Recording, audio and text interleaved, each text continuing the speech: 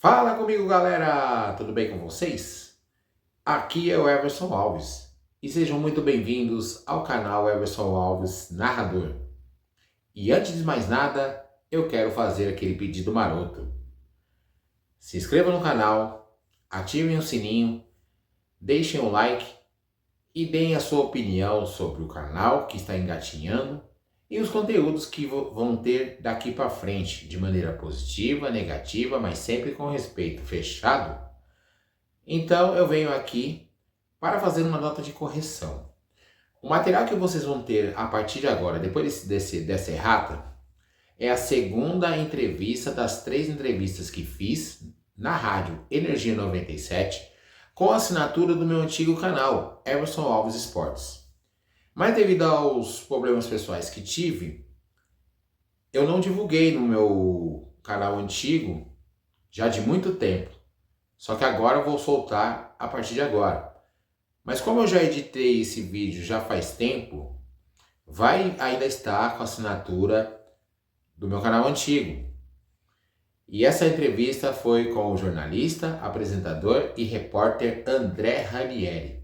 Eu espero que vocês gostem, foi um papo super agradável. Eu já conhecia o André Ranieri do meu tempo de curso que eu fazia na Rádio Oficina, um curso online de locução esportiva. Foi super agradável, eu espero que vocês gostem realmente e deixem a sua opinião. Fechado? Então, sem mais delongas, vamos à entrevista com o André Ranieri da rádio Energia 97. Bora lá!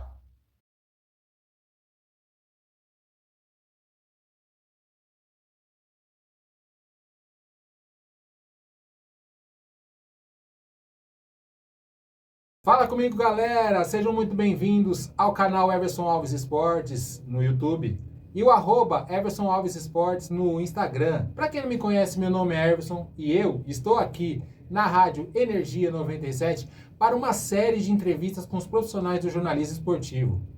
Para começar, aquele pedido maroto, deixem o seu like, curtam, compartilhem, se inscrevam no canal e me deem esse feedback positivo ou negativo, mas sempre com respeito, para que eu lapide cada vez mais esse desejo de ser um profissional do jornalismo esportivo. Nunca fiz entrevista na minha vida, então hoje é meu primeiro dia que eu estou fazendo várias entrevistas aqui na Energia 97.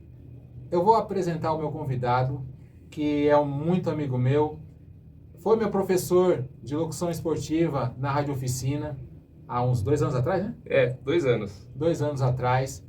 E praticamente eu fiz quase todas as funções que exercem o jornalismo esportivo, né? A narração, o comentário e a reportagem.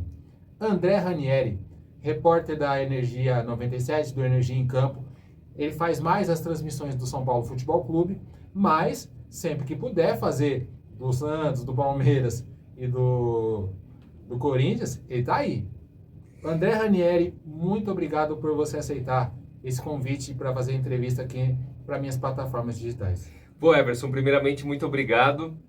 Valeu mesmo, foi muito bacana, né? O módulo de locução esportiva na Rádio Oficina. Você foi um aluno nota 10, né? Fez todas as atividades. Já tinha uma noção muito boa, na verdade, né? Tanto de narração, comentário, né? Todas as funções, reportagem também, tem o apresentador, tem plantão esportivo, nem todas as rádios têm um plantão. Eu particularmente gosto bastante do plantão. Seria ótimo. Para princípio de conversa seria maravilhoso ter um plantão esportivo. Mas agora mudou muito também, porque antes as rodadas elas aconteciam no mesmo dia, praticamente no mesmo horário. Eram vários jogos. Domingo, 4 da tarde, tinham 7 jogos acontecendo simultaneamente. E agora não, né? De um tempo para cá já foi bem desmembrado. Então os jogos vão acontecendo desde o sábado até segunda-feira e em horários diferentes. Então não tem outros resultados acontecendo com tanta intensidade para você ir informando. Verdade. Né? Mas eu gosto bastante. Aliás, comecei como produtor, né? Obviamente, mas minha primeira função no ar foi plantão esportivo. Maravilhoso. As perguntas vão ser baseadas exatamente na parte profissional e principalmente na sua função, que é repórter. Gostaria de saber qual a metodologia para a elaboração das perguntas para os profissionais de futebol. Qual a maneira que você usa para poder fazer essas perguntas, que são sempre boas, viu? Valeu, muito obrigado, Everson. E só um detalhe, né? Para quem não sabe, é sempre bom explicar: o plantão esportivo na transmissão é aquele cara que fica de olho nos outros jogos e fica informando. Então, por exemplo, o jogo comando, o jogo que você está transmitindo, daqui a pouco, Operário e Santos, né? Eu vou estar nesse jogo. E aí, vamos imaginar que tem um outro jogo acontecendo na Série B. Aí o plantão chama e fala, por exemplo, na Neoquímica Arena, né? Não é o caso que o Corinthians está na Série A. O Corinthians abre o placar diante do Flamengo, 1-0, gol de Romero. Praticamente a função que o Anésio Leite faz, né? Isso. O Anésio, ele faz em alguns jogos aqui na Energia. Mas vamos lá, em relação às perguntas, eu tento sempre sair do convencional, né? Tem aquelas perguntas básicas que elas têm que ser feitas em coletivas de imprensa, pós-jogo, por exemplo. Qual a sua avaliação sobre o jogo? Mas a sua avaliação acho que nem chega a ser, né? Tanto que assim, eu nem gosto de fazer a primeira pergunta normalmente, porque é muito assim, uma visão do técnico sobre o jogo, o que deu certo, o que deu errado. Eu prefiro da segunda em diante, daí você já foge um pouquinho disso. Aquela pressão, né? Exato. Então, assim, eu gosto de pensar em perguntas que fujam daquelas perguntas que eu e os outros profissionais estamos habituados. Nem sempre vem aquela luz na hora da coletiva. Às vezes alguém pergunta na sua frente e a pergunta é muito próxima, você tem que mudar em cima da hora, né? Então, mas assim, eu gosto sempre de tentar. Recentemente, até o Zubeldia, faço muito jogo de São Paulo, e eu fiz algumas perguntas para o Zubeldia que particularmente eu gostei muito das respostas. E nem sempre uma boa pergunta tem uma boa resposta, e nem sempre uma pergunta ruim tem uma resposta ruim. Às vezes aconteceu, a pergunta não foi tão boa, mas a resposta foi maravilhosa. E o inverso também acontece. Então, assim, não dá para adivinhar o que vem pela frente. Mas eu lembro que ele falou sobre questões socioeconômicas, o esforço que o torcedor do São Paulo, de classe mais baixa, faz para ir, que o dinheiro está concentrado na mão de pouca gente, então que só ir para o estádio, os jogadores, eles têm que enxergar aquilo como uma coisa motivadora, mas fora do discurso, motivadora mesmo. Tem muita gente que está gastando um dinheiro que muitas vezes não vai poder fazer mais nada no mês só para ver o time do coração jogar, né? E a resposta dele assim foi maravilhosa, entre outras também. Ele é um cara que eu gosto de fazer as coletivas dele, fazer perguntas, porque a resposta também foge do convencional. Tem técnico que quer a resposta de sempre, etc. Né? Eu não gosto muito, prefiro técnicos que me desafiem. Então, por exemplo, tem técnicos que são difíceis. Rogério Ceni, tem que ir preparado, fazer pergunta boa, senão você leva invertida. Mano Menezes, Felipão, Luxemburgo e por aí vai. Tem que estar sempre pensando na pergunta e nas possibilidades de resposta para você não levar uma invertida aí durante a coletiva também. É tudo uma questão de feeling também, né? Como você falou, né? Na questão de que você já tem uma pergunta engatilhada, só que tem um outro profissional que já fez mais ou menos a pergunta do que você pensou. Então, aí tem que ser aquela questão do feeling para fazer uma pergunta boa para poder estar acrescentando a todo mundo que quer escutar, né? Exato. Então, agora é o seguinte, qual a sua preparação para o dia de jogo e se há diferenças entre a preparação para uma transmissão dentro do estádio e na questão do estúdio? É bem diferente, né? A preparação, ela varia muito com... Por exemplo, eu tenho acompanhado muito o time, não tenho? Então, por exemplo, se eu faço o São Paulo eu faço todo o jogo, então já está tudo... As informações estão quentes na minha cabeça. Se eu vou fazer, por exemplo, o Palmeiras, que eu não estou tão habituado, por mais que eu acompanhe o noticiário, por mais que eu escute também o jogo, mas que eu não estou lá fazendo a reportagem constantemente, aí demanda uma pesquisa maior. É um clássico? A abertura de transmissão vai durar quanto tempo? Meia hora, mais curtinha? Hoje, por exemplo, é uma abertura mais curtinha de meia hora. Você precisa de informação, mas não precisa de tanta informação. 1 hora e 20. Quanto maior a abertura, mais informações você tem que guardar ali, deixar engatilhada, caso você precise, né, durante principalmente a abertura de transmissão.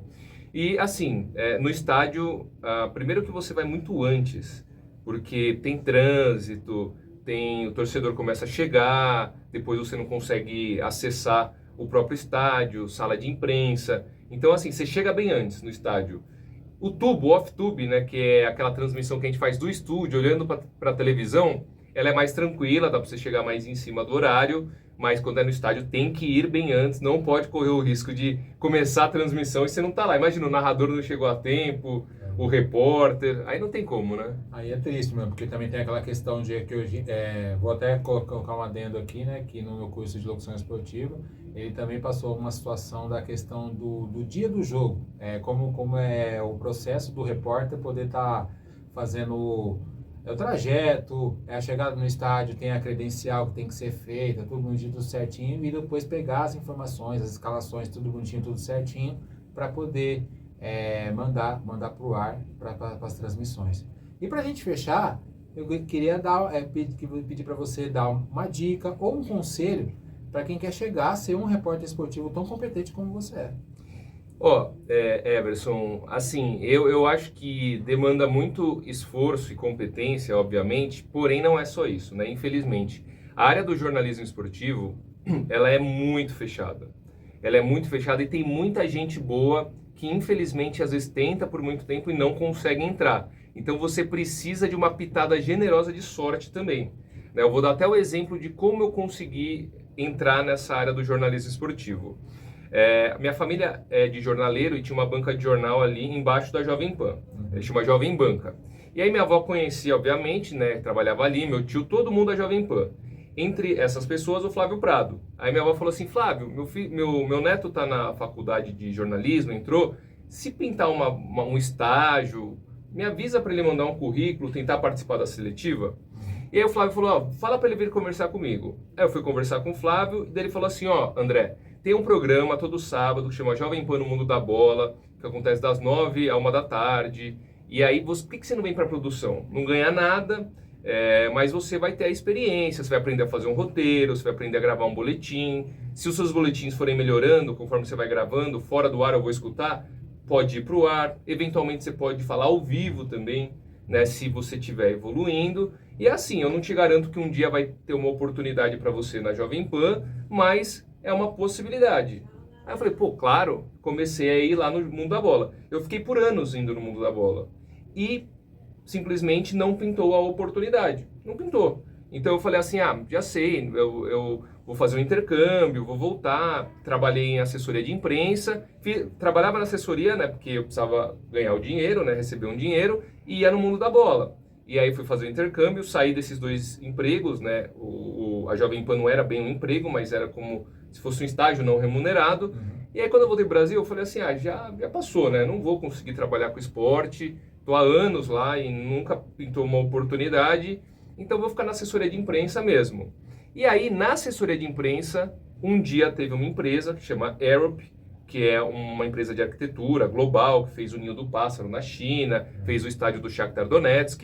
E eu falei assim, uma pauta legal pro domingo, pro Flávio, né? Cansei de... Quando eu era produtor também, que eu fazia de vez em quando domingo, plantão de domingo lá com o Flávio. Domingo de manhã. Já levei lá, a gente já levou entrevistado para falar sobre esse tipo de coisa. Eu falei, vou oferecer pro Flávio. Liguei pro Flávio Prado, falei, tem uma pauta assim, assim, assim. O que você acha? Ele falou, bacana, quero fazer essa pauta assim. E aí passou, e aí quando eu fui tomar banho, quando eu voltei, meu tio, ele me liga e fala assim, o Flávio tá atrás de você. Eu falei, mas como assim? Acabei de falar com ele. Aí ligo pro Flávio. Ele fala, André, deixa eu te falar uma coisa. Você tem interesse em participar de um teste lá na Jovem Pan para produtor? Vai abrir uma vaga, você fica um mês trabalhando também. Era um mês, assim, ou 15 dias que você trabalhava, não remunerado, para ver se você encaixava. Se era pro Pique da Pan, um programa que tinha à noite, né? Segunda-feira, né, com o Vanderlei Nogueira? De segunda a sexta, com o Vanderlei Nogueira, na parte da noite. E aí eu entrei pro Pique da... eu fiz o teste, passei. Então, dia 2 de janeiro de 2014, foi quando eu entrei na Jovem Pan. Mas muito tempo depois. Então, assim, foi o acaso. Eu me esforcei por muito tempo, eu fiz o Mundo da Bola, eu tinha esperança de entrar pelo Mundo da Bola. Obviamente que, indiretamente, o Mundo da Bola foi o responsável pelo Flávio me conhecer e falar assim, por que você não faz o teste para essa vaga? Verdade. Mas não é tão simples. Então, assim, muito esforço, muita dedicação, procurar sempre evoluir, mas também tem que contar com aquela pitadinha de sorte. Infelizmente, eu acho que na maioria das profissões é assim, tem que ter também, né, o quezinho do destino, da sorte, do acaso, para dar aquele empurrãozinho. Que bom. André Ranieri, muito obrigado mais uma vez por aceitar o convite aqui. É a primeira vez que eu faço entrevistas, é realmente uma experiência muito grande para mim.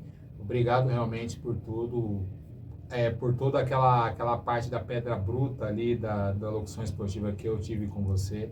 E eu sei que eu vou pegar todas aquelas coisas e tocar em frente para, quem sabe, a gente sermos colegas de profissão, né? Será um prazer enorme e tenho certeza que isso vai acontecer. E agradeço mais uma vez, Everson, muito obrigado aí pela parceria, né, a amizade, ouvinte aqui também sempre acompanhando a gente. E estamos aí à disposição. Um grande abraço a todo mundo que está acompanhando também. É isso aí, gente. André Ranieri, repórter extremamente competente, profissional de primeira linha. Vou reforçar aqueles pedidos. Deixem o seu like, curtam, compartilhem. Se inscrevam no canal Everson Alves Esportes no YouTube, @Everson Alves Esportes no Instagram e me ajudem para que eu seja um futuro profissional do jornalismo esportivo. Beleza, gente? Em breve vai ter mais, hein? Tá só começando esse processo de reportagem, hein, gente? Um grande abraço e falou!